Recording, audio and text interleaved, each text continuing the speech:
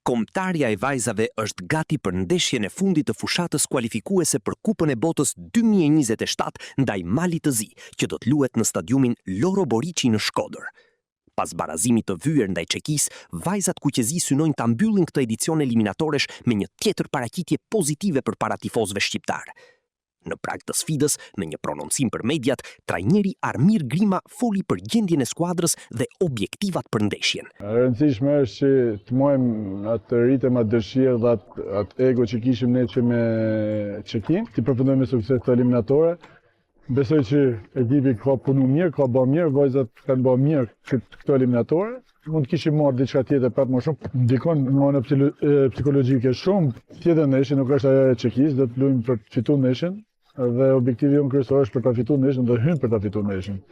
Këtë e shoh të vajzat, se nuk është kjo është një dëshirë eme personale, e shoh të stëvitja që bojnë, të angazhimit që kanë, për dëshira që e shprehin fush.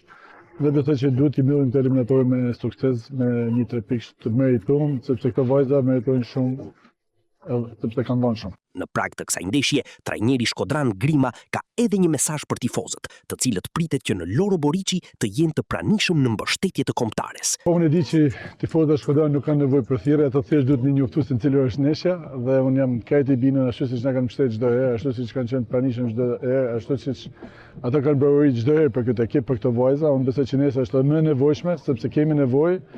Është një sukses në vedi kjo ndeshje për ta kaluar me sukses, për të marrë 3 pikëshin. Kështu që ndihma atyre, dashamirësia atyre, prania atyre në stadium, ne na bën më shumë që t'i nxjarrim krenar nesër nga ndeshja me Malin e Zi. Kombëtarja e vajzave nga ndeshja në ndeshje po tregon rritje të nivelit, e bashkë me të edhe të pretendimeve në arenën ndërkombëtare.